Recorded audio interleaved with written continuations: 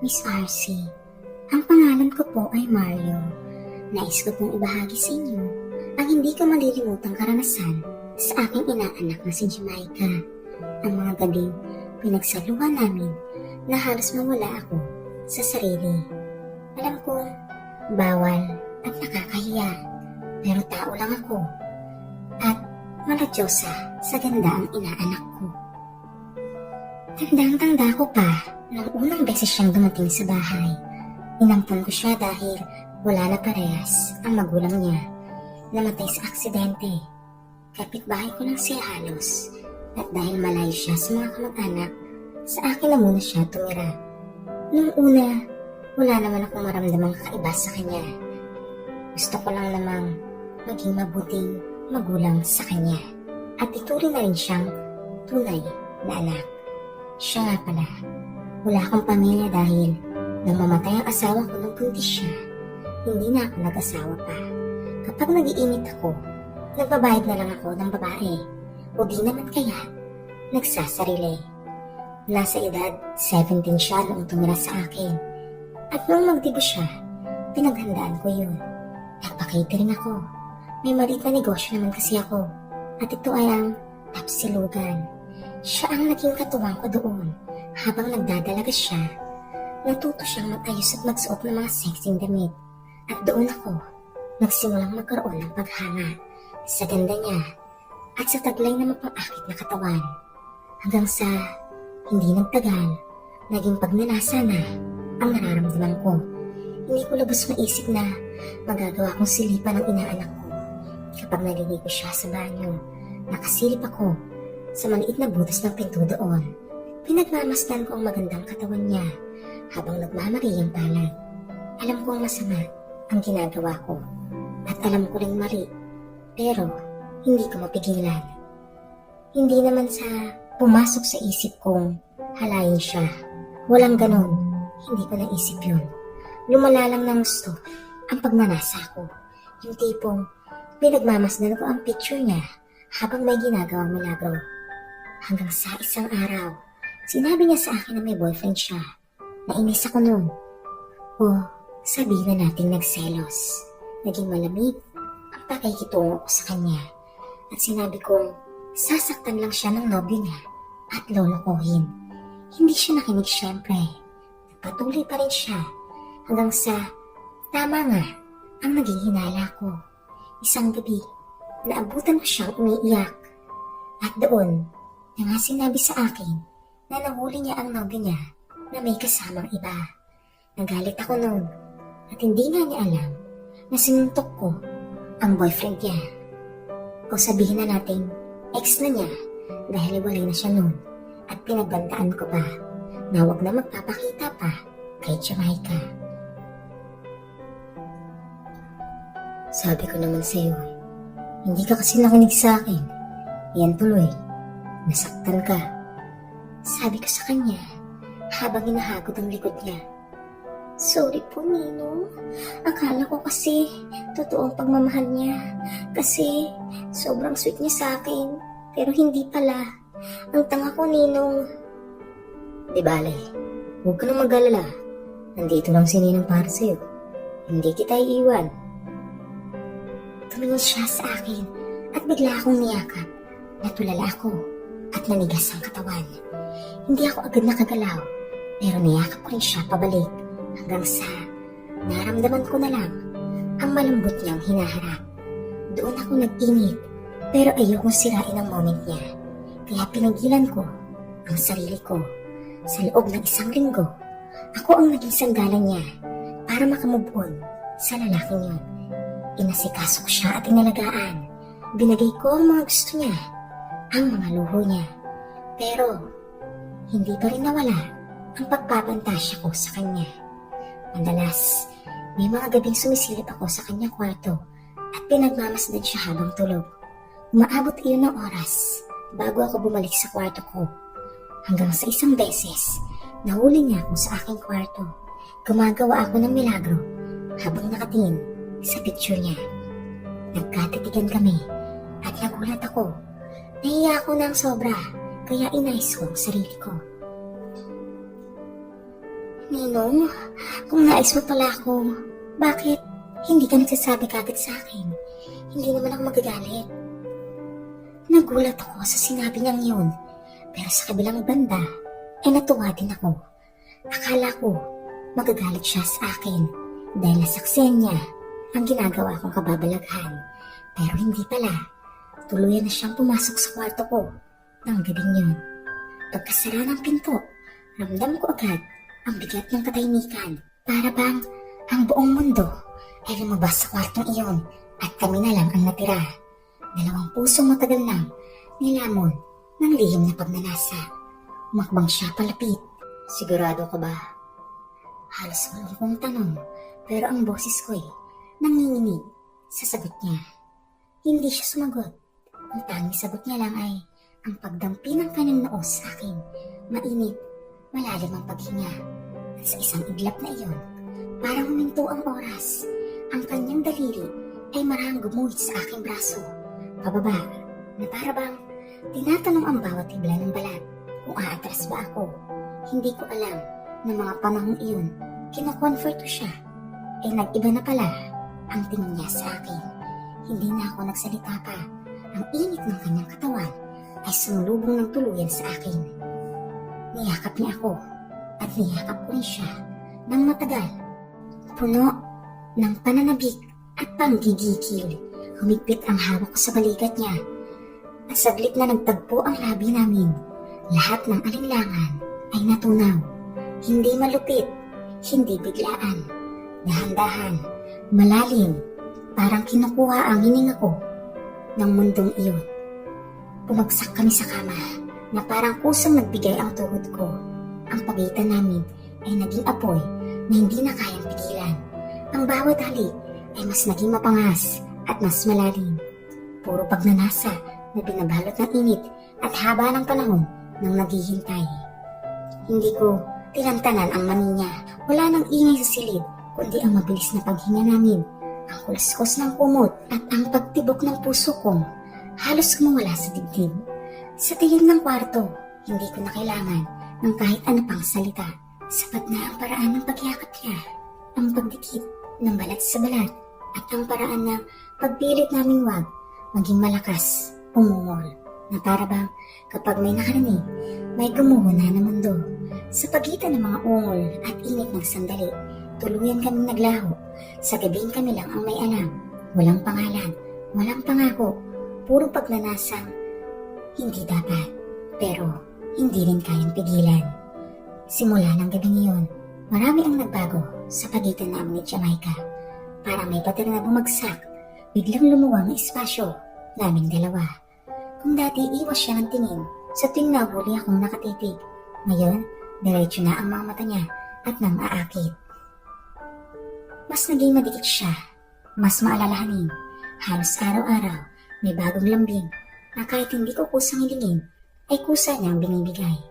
Minsan, uuwi akong pagod galing sa tapsilugan at parang wala nang pag-asang mabuong muli ang sirang buhay nang minsan kong sinubukang takbuhan. Pero sasalubog siya sa pinto, may hawak na ulam at mainit pa. At may ngiti siyang parang kayaan huminga kapag siya ang kaharap. Doon ko napatunayan na may bagay palang hindi sinusukat sa edad, sa tawag ng lipunan, kundi sa tibok ng puso, sa oras na hindi mo inaasahan. At sa bawat araw na lumilipas, mas lalo akong nahulog sa inaanak ko, sa paraan ng pagtawag niya ng ninong na may kaibang lambing sa dulo, sa pagtawa niya sa simpleng biro ko, at sa paghawak niya sa braso kong doon siya nakahanap ng tahanan. Pero habang mas sumasarap ang pakiramdam ng may kasama, mas sumisikip din ang mundo sa labas. Minsan, paglabas ko sa bahay upang bumili lang ng kape, kita ko ang mga tinginan ng mga kapitbahay. Yung tingin hindi na kailangang magsalita pa dahil ramdam ko agad na ang ibig sabihin nun ay hindi sila natutuwa sa amin. May mga tanong na bakit kami magkasama lagi ni Jamaica? Bakit parang mag-asawa kami kung kumilos? Bakit palagi nasa akin ang inaanak ko? Noong una, hindi ko pinansin. Sanay ako sa mga bulungan, sa mga chismis. Sanay ako sa mga mata ng tao Pero hindi ko inakalang si Jamaica ang unang bibigay. Isang umaga, hindi siya pumasok sa eskwela. Akala ko masama ang pakiramdam niya, kaya hindi ko pinilit. Pero nang makita kong nakaupo siya sa gilid ng kama, tahimik, namumugto ang mata. Doon ko lang narinig sa pagitan ng ngitbit na tinutok siya ng mga kaklase. May nagsasabing may relasyon kami. May nagsasabing ginagamit ko siya. May nagsasabing kabit ko raw siya kahit wala naman talaga akong asawa. Masakit iyon, parang may mariing tumarak sa dibdib ko. Gusto kong magalit, gusto kong puntahan ang mga batang iyon at sabihin wala silang alam. Pero paano ko sasabihin na mali sila kung sa puso ko mismo ay may apoy na hindi ko rin kayang itanggi? Pinilit kong maging matatag. Kinausap ko siya na huwag pansinin ang mga chismis na iyon at lilipas din. Pero habang sinasabi ko iyon, ramdam ko na mas lalo siyang nasasaktan. Niyakap ko siya sa braso, pigpit na parang ayaw ko siyang pakawalan. At nang makita ko kung gaano siya kaapektado, doon ko natanong sa sarili ko kung kaya ko ba na ako ang dahilan ng pagkakalugmok niya, kung ako ba ang umaharang sa kinabukasan niya, kung ang relasyon na pilit namin tinatago sa loob ng pader ay unti-unting sumisira sa kanyang kinabukasan, magkaroon ng mas magandang buhay. Ako ang matanda, ako ang dapat mag-isip, ako ang dapat pumotekta sa kanya. Pero bakit parang ako ang nagiging dahilan ng pagkawasak niya? Dumating ang araw na hindi ko na kakayanan. Gabi na nun, mahangin. At kami lang ang gising pa sa buong bahay. Nakahilig siya sa balikat ko. Nakikinig kami sa maliit na tugtugin sa tabi ng kama. Tahimik at payapa, parang walang problema sa mundo. Pero sa loob-loob ko, parang may kumikiskis na bato na gustong sumabog. Huminga ako ng malalim at sinabi ko sa kanya ang pinakaayaw kong sabihin. Jamaica, umalis ka na muna dito. Parang bumigat ang hangin. Parang huminto ang oras sa pagitan namin dalawa at hindi ko makalimutang tanungin ang paraan ng pagtingin niya sa akin noon. Malungkot, nagtatanong at nasasaktan. Hindi siya nagsalita agad pero nakita ko sa mga mata niya ang pagkapunit. Ayaw niyang ipahalata, ayaw niyang magtanong kung bakit. Pero hindi na rin ako nagsalita pa. Kailangan ko siya, oo. Mahalaga siya, oo. Kaya nga mas masakit. Ang relasyon namin ay parang apoy na maganda tingnan sa dilim pero unti-unting sinusunog ang lahat sa paligid. Sinabi ko sa kanya na gusto kong mag-aral siya at makapagtapos at lumayo muna sa mga bulungan ng tao. Sinabi kong masisira ang kinabukasan niya kapag nanatili siya sa akin na baka mas lalo siyang masaktan sa mga sinasabi ng tao. Pinilit kong magpakatatag kahit gusto ko siyang yakapin at sabihin manatili siya sa tabi ko. Pero hindi ko pwedeng unahin ang sarili kong pagnanasa kaysa sa pangarap niyang mabuo ang buhay niya. Nang pumatak ang unang luha sa pisngi niya, gusto kong bawiin ang lahat ng sinabi ko. Gusto kong pakiusapan siya na wag na akong iwan, pero tumayo siya ng mabagal, parang batang pinilit maglakad kahit sugatan ang tuhod. Nag-impake siya kinabukasan ng damit. Walang tanong at ramdam ko ang bigat sa bawat pagtiklop niya ng mga damit. Bawat shirt na nilalagay niya sa bag, parang kumakalag ang tali sa pagitan namin dalawa. Hindi ako gumalaw. Kung gagalaw ako, baka mapigilan ko siya. At kung napigilan ko nga siya, baka doong masira ang pangarap niyang nabuo sa buhay na umiikot sa akin. Nang paalis na siya, lumingon pa siya sa akin, may ngiti, pero bakas ang pighati. Ninong, babalik ako. Walang ingay sa kwarto. Tanging pagbagsak lang ng pinto ang marinig, marka ng pag-alis niya. Para may humugot sa kaluluwa ko, sa aking katawan. Magsak ako sa kama, nakatitig sa kisame na parang walang saysay ang umaga. Sa mga sumunod na araw, nawalan ako ng gana sa trabaho. Hindi ko kayang ngumiti habang nagsiserve ng pagkain. At kapag umuwi sa bahay, pakiramdam ko, napakalamig sa bahay na iyon. Wala nang naghihintay sa akin sa pintuan. Wala nang naglalagay ng kape sa mesa. Wala nang tumatawag sa akin sa umaga para sabihin kumain muna ako bago umalis. Halos hindi ko nakayanan ng katahimikan. Parang kasabay niyang umalis ang kalahati ng pagkatao ko. Sa bawat gabing mag-isa akong nakahiga, naisip ko kung tama ba ang desisyong ginawa ko. Kung kailan ba niya ako babalikan. Kung may saysay pa ba ang bahay na ito kung wala siya rito.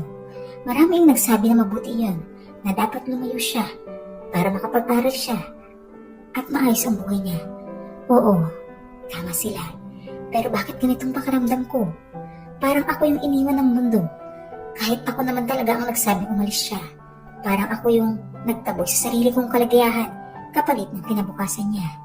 At sa bawat araw na dumarating, mas lalo kong nararamdaman ang bigat ng desisyon ako mismo ang gumawa. Pinili kong masaktan ngayon kaysa makitang masira ang kinabukasan niya. Ngunit habang tumatagal, unti-unti ko nare-realize na ang pagbitaw sa taong mahal mo ay hindi kabawasan ng pagmamahal. Minsan, iyon ang pinakamatinding paraan ng pag-ibig. At kung babalik man siya, siguro sa araw na buo na siya, matatag, nakapagtapos at may pangarap na sa sarili. At kung sakaling sa pagbalik na iyon, hindi na ako ang piliin niya, tatanggapin ko. Dahil ang pag-ibig ay hindi makasarili, marunong magsakripisyo. Pero hanggat may espasyo ang buhay na ito para isang basong kape sa umaga, mananatili akong maghihintay. Pagkalipas ng ilang taon, bumalik na siya. Nakapagtapos na siya. Tinupad niya ang sinabi niya sa akin. Sa loob ng maraming taon, wala siya sa tabi ko. Malaking pera ang naipon ko sa negosyo ko. Kaya umalis na ako doon sa bahay at ibinenta ko ang bahay kong iyon. Nagsimula kaming dalawa. Ginawa ko ang lahat para mabigyan siya ng magandang buhay. At siya naman, binigyan ako ng isang regalo. Regalong hindi ko inaasahan. At iyon ay isang anak na lalaki. Kamukhang kamukha ko ang anak ko. At ngayong matanda na ako, hindi nagbago ang pagmamahal niya sa akin. Nakikita ko pa rin sa mga mata niya kung paano niya ako tingnan noon. At ngayon, nasa edad 85 na ako, mahina na at naka-wheelchair. Pero matino pa naman ang pag-iisip.